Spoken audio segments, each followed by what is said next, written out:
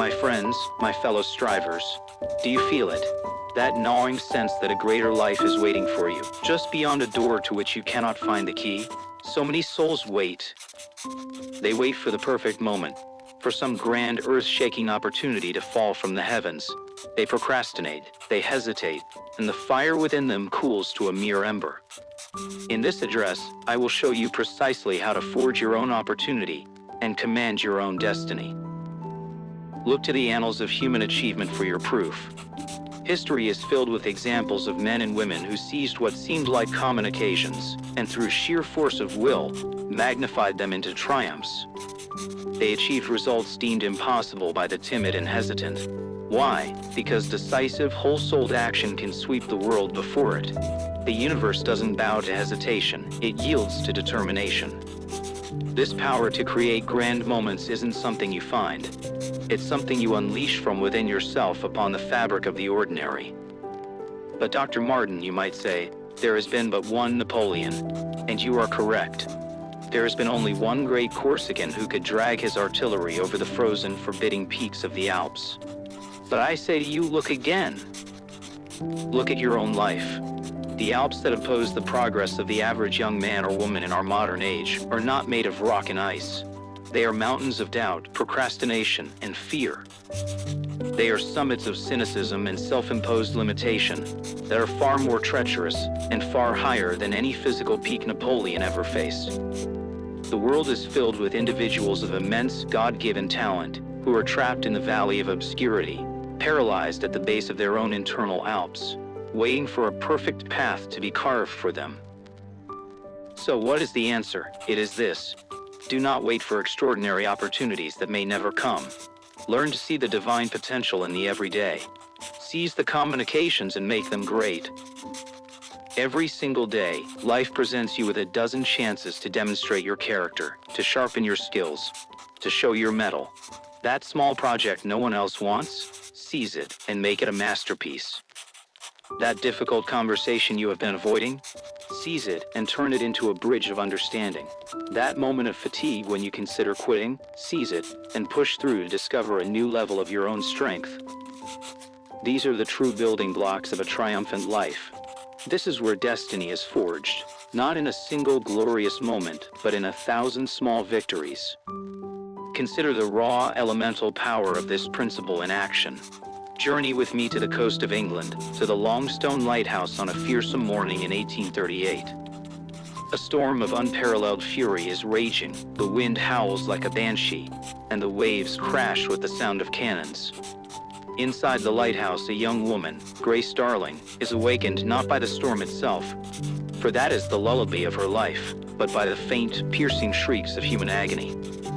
Her parents cannot hear them over the din, but Grace, with a telescope, sees it all.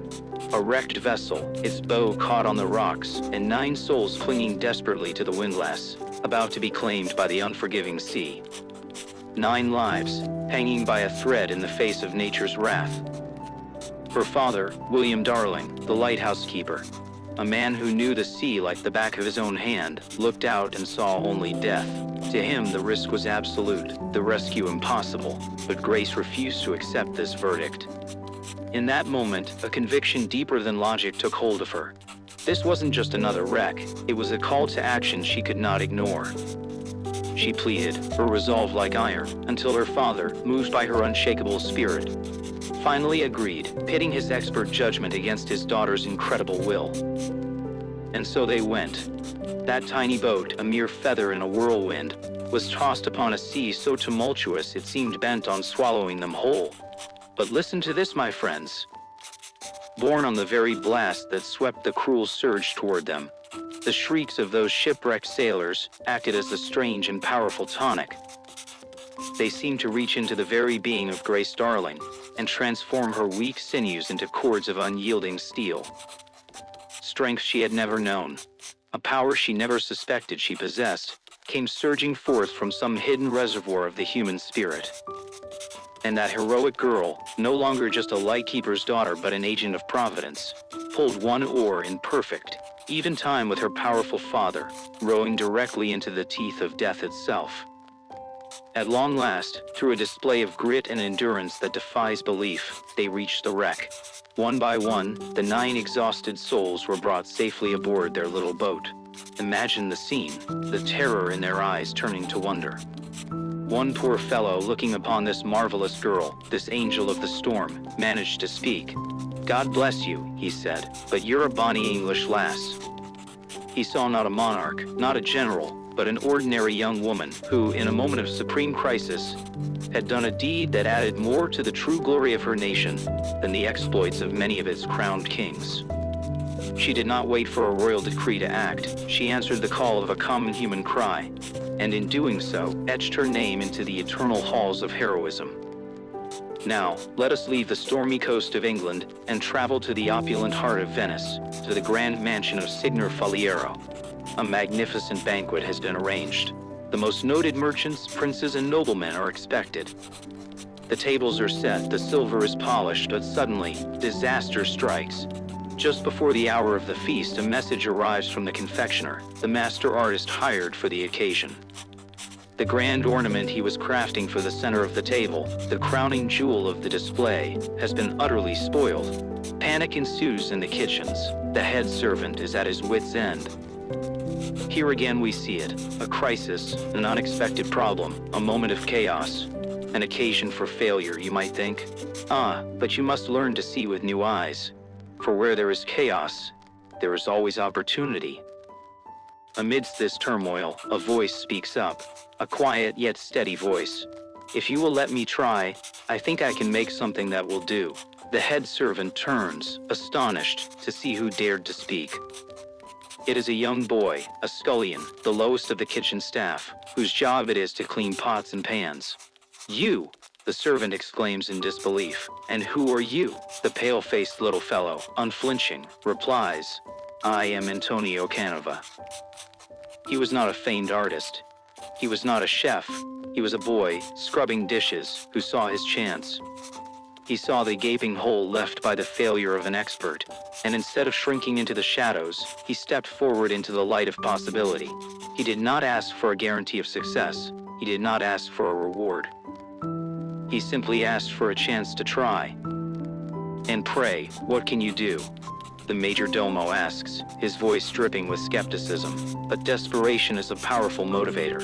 With no other options, he tells Antonio to go ahead. What does this boy do? Does he try to replicate the complex, failed sugar sculpture? No, he calls for a common everyday material, butter.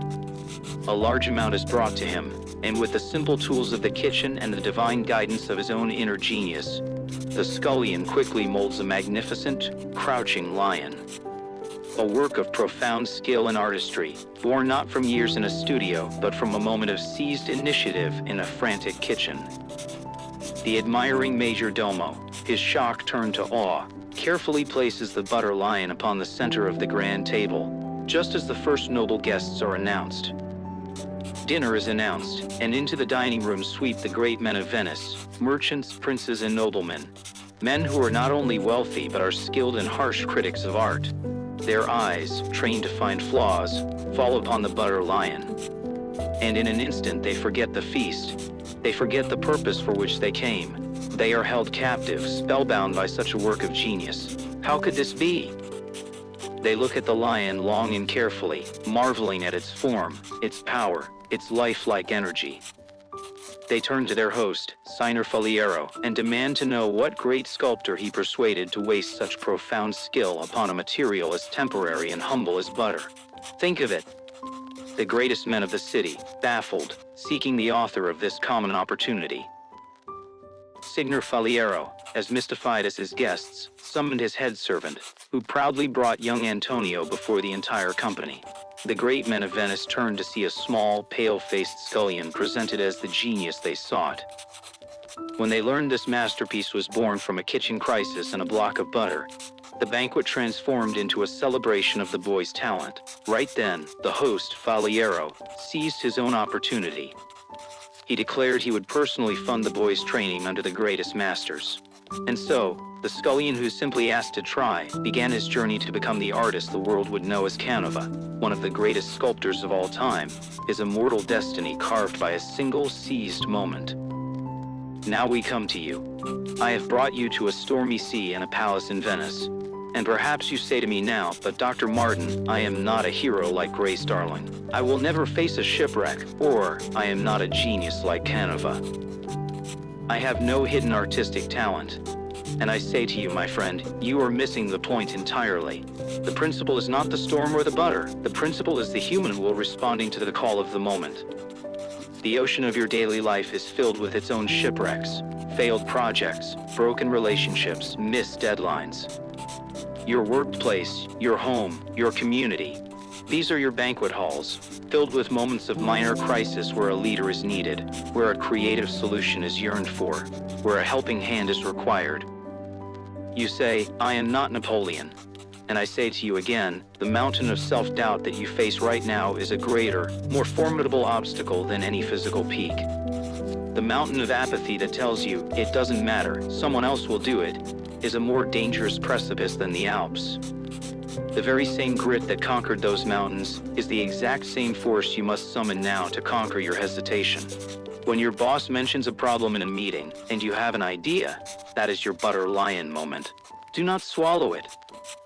Speak up, offer to try. When a friend is overwhelmed and in distress, that is your shipwreck. Do not say someone else will help. Row your boat into that storm with a word of kindness, with an offer of aid. Do you see? Greatness is not a lottery ticket, it is a muscle. You build it not by waiting for one massive lift, but by the daily reps of seizing small opportunities.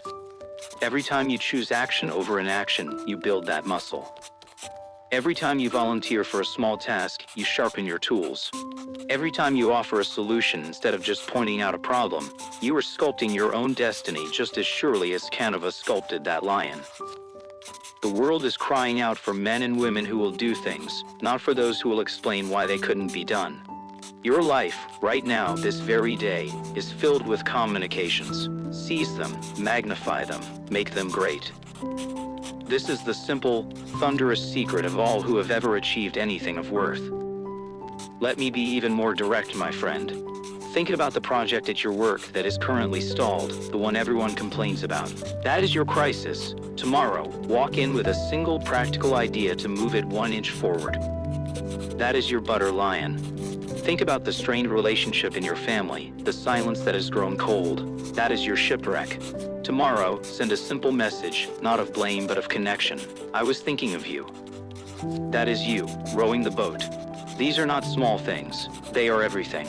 They are the declaration to the universe that you are no longer a passive spectator in your own life, but an active, willful, creative force. This is the turning point. This is where the ordinary person begins the journey to become extraordinary. But let us be honest with one another, you and I. What is it that truly holds us back? It is not the lack of opportunity, it is the fear of it. When that moment comes, when the spotlight of choice swings towards you, it is terrifying. To step out from the crowd like young Canova is to risk ridicule. To launch the boat like Grace Darling is to risk utter failure.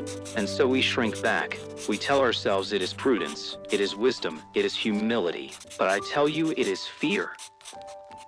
It is the fear of being seen, the fear of judgment, the fear of discovering the true measure of our own power. You must understand, my friend, that your comfort zone is not a safe harbor. It is a gilded cage, and the door is wide open. You need only summon the courage to step through it. Do you believe that a small action can only yield a small result? Then you do not understand the mechanics of destiny. Think of a massive ship, a great leviathan of the sea, plowing through the water. Its course seems fixed, its momentum unstoppable. Yet, deep beneath the waves, a very small rudder turns. A slight pressure, a minor adjustment, and the great ship begins a slow, almost imperceptible turn. And over the great expanse of the ocean, that tiny turn will lead it to a completely different continent. Your small decision to act, to speak up, to help, to create, is that rudder. It may seem insignificant in the moment, but it will alter the entire trajectory of your life's voyage, leading you to shores you cannot yet even imagine. I must paint for you now the most tragic picture I know. It is not the picture of the man who tries and fails. There is glory in that. There is honor in a noble struggle. No, the greatest tragedy is the man or woman who gets to the end of their days and is haunted by the ghost of the person they could have become. Haunted by the echo of the unlived life, the unused talent, the unspoken idea, the unseized chance. They did not fail, they did not even try. They chose safety, and in doing so, they sacrificed greatness. I implore you, do not let this be your fate. It is 1,000 times better to be the shipwrecked sailor who fought the waves than the one who never dared to leave the harbor. I will start tomorrow. Ah, the most dangerous sentence in any language. Tomorrow, I will seize the opportunity. Tomorrow, I will conquer my fear. Tomorrow, I will begin. My friends, that is a lie you tell yourself to make the prison of today more comfortable. Tomorrow is a phantom land where 99% of all human potential is buried. It is the graveyard of good intentions. The universe knows nothing of tomorrow. It knows only the thunderous, explosive power of now.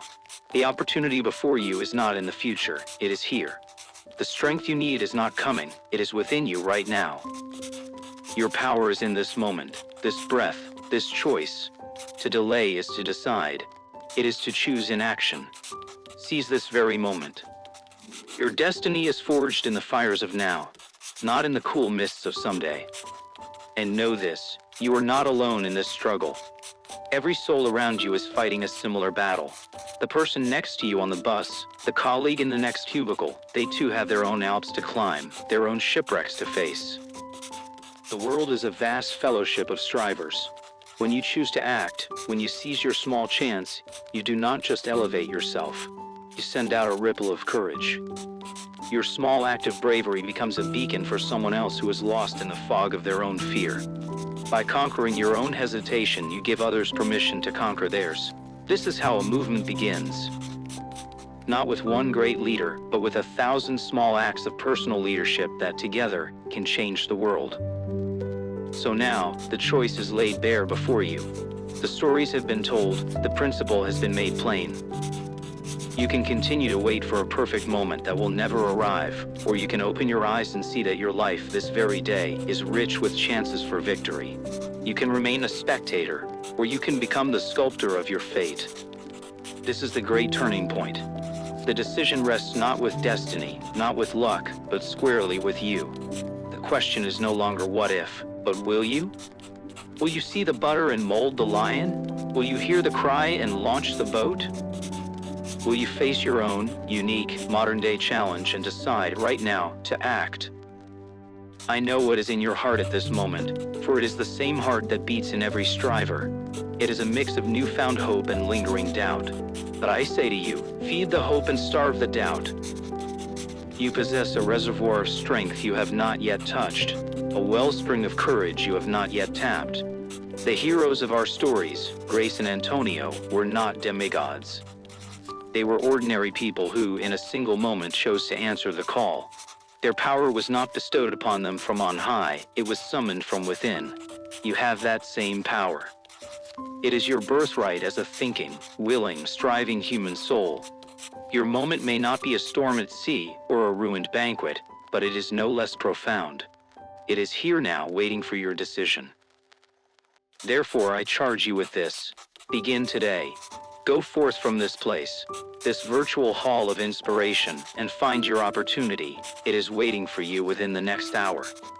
It may be small, it may seem trivial, but I command you to seize it and pour the whole of your soul into it.